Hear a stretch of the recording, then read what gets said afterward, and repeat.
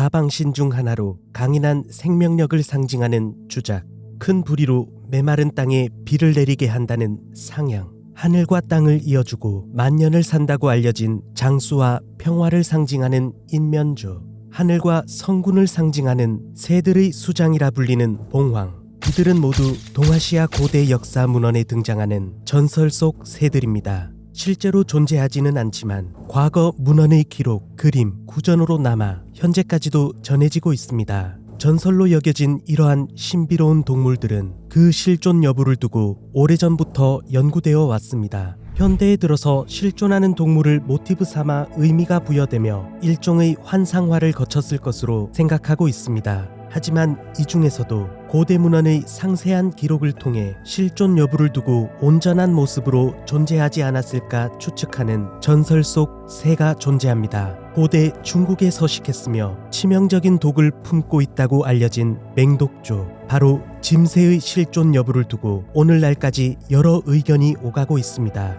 짐새 또는 짐조라 불리는 새는 살모사를 먹으며 살고 그 새의 기스로 담근 음식을 먹으면 곧 사람이 죽는다. 짐조의 모습은 백로 또는 외가리와 유사하고 크기는 독수리 정도로 부리는 밝은 구리색에 눈알은 붉은색으로 녹색의 깃털을 가지고 있다고 표현하고 있습니다. 주로 중국 남쪽 광둥성 지역에서 암수가 함께 새끼를 돌보며 서식했고 이를 본 사람들은 한 쌍의 암살자 부부라고 표현하기도 했습니다. 짐조의 독은 매우 강력해 둥지 주변에는 풀 한 폭이 자라지 않았고 혹여나 날아오르기라도 하면 그 아래에 있던 식물은 모두 시들어 짐승들과 사람들 또한 정신을 잃을 정도라고 합니다. 짐조의 독은 깃털, 내장, 피 등 어디에서도 추출이 가능했고 그 위력은 깃털 한 장을 술에 담그면 무색 무취, 무미의 독주로 변해 상대방을 소리 소문 없이 암살하는데 매우 유용하였다고 합니다.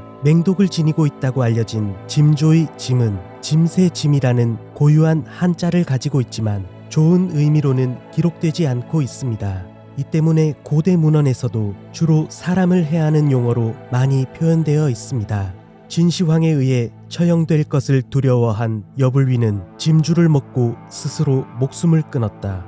여태우가 원한을 간직하였다가 후에 짐독으로 조왕을 시해하였다. 춘추시대 노나라 노장공의 계승전쟁 중 장공의 막내 아우인 계우가 짐주를 먹여 둘째 형인 수가를 죽였다. 역사적으로 기록을 남긴 인물들도 짐독에 깊게 연관되어 있다는 사실을 볼 수 있습니다. 한때 짐조의 독으로 암살당할 것을 두려워한 황제나 고위 귀족들은 독을 해독하기 위해서는 콧불소의 뿔이 효과가 있다는 미신이 퍼지며 콧불소의 뿔로 만든 잔을 얻고자 하였다고 합니다. 특히나 희대의 악녀라 불리는 여태우가 이 짐독을 암살에 자주 애용했던 것으로 알려져 있습니다. 짐조를 단순한 전설 속 동물이라 판단하기에는 다양한 문헌 속에 상세하게 기록되어 있었으며 당시의 공식 문서 기록과 민간 기록까지 합치면 그 수는 상당했습니다. 이러한 역사적 상세한 기록이 있음에도 짐조는 오래전부터 상상 속 동물로 불려왔습니다. 기록의 대부분이 기원전으로 기원전 6세기 남북조 시대를 끝으로 문헌상의 기록에서 점차 자취를 감추기 시작합니다. 당시의 중국인들도 짐조의 존재를 인정하지 않고 659년에 간행된 의학서인 신수본초에도 짐조의 기원과 존재를 정확히 알 수 없다라고 기록되어 있었습니다. 그 무렵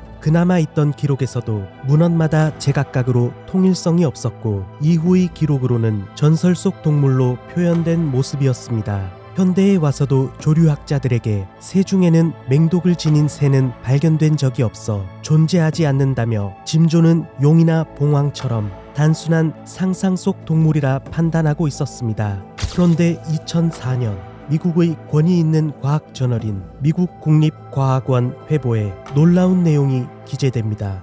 짐조는 기록에 따르면 살모사, 진해, 거미, 두꺼비 등 독이 있는 생물을 주로 섭취함으로써 몸속에 독을 축적하는 것으로 전해지고 있었습니다. 마치 짐조와 흡사하게 독충을 먹고 독소를 저장하는 새인 피토휘에 대한 연구 발표였습니다. 뉴기니 섬에 서식하는 피토휘는 1989년 잭 덤바처 박사에 의해 최초로 발견되었습니다. 피토휘는 짐조와 마찬가지로 독을 가진 딱정벌레를 섭취해 피부와 깃털에 바트라코톡신인 강한 신경독을 가지고 있었습니다. 사람의 피부에 이 독소가 닿으면 대부분 따갑고 타는 듯한 증상이 나타나고 또 아주 조금만 섭취해도 마비 증상이 나타나며 심하면 심부전증으로 사망에 이를 수 있는 치명적인 독으로 알려져 있습니다. 피토휘는 이 독소를 외부의 기생충이나 뱀, 파충류 등 다른 포식자들로부터 자신을 보호하기 위해 체내에 독을 품도록 진화하였다고 생각하고 있습니다.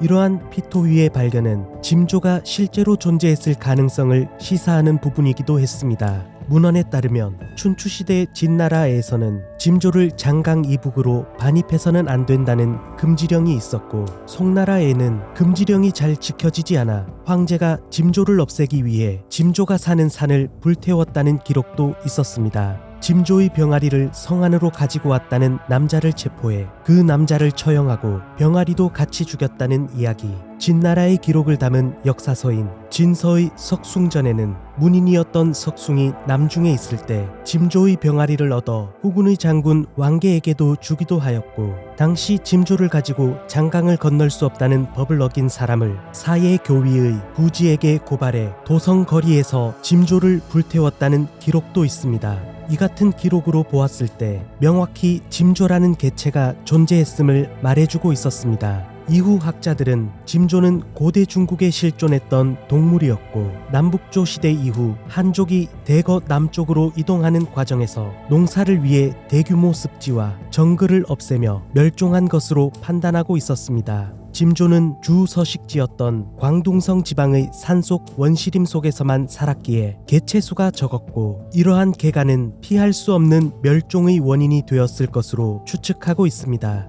놀랍게도 시간이 많이 흐른 조선시대에 와서도 짐조의 기록이 등장합니다. 1689년 숙종 15년 의금부에서 박정영을 신문하는 과정 중 듣건대 동평군이 북경에서 짐새를 사가지고 왔다고 하니 화를 예측할 수가 없다. 하지만 짐조의 존재를 믿는 학자들은 고대에 짐조가 살았다 하더라도 기록의 이새를 짐조로 보기보다는 전승되어 온 전설을 믿었던 동평군이 다른 새를 구매했을 것으로 생각하고 있습니다. 반면에 짐조의 독을 알고 있는 듯 화를 예측할 수 없다고 표현한 것으로 보아 짐조가 17세기에도 중국 내륙 어딘가에서 서식하거나 비밀리에 사육되었을 것이라고 믿는 학자들 또한 있습니다. 학자들은 짐조가 날아오르면 그 밑에 있던 모든 생명체가 사망한다는 이야기는 독의 강력함과 두려움으로 인해 민담을 거치며 과장되었을 수 있지만, 짐조의 구체적인 기록과 그림이 많기에 지어낸 상상의 동물로 판단하기보다는 고대 중국에 실존하였다가 현재는 멸종한 새라는 쪽으로 무게를 두고 있습니다.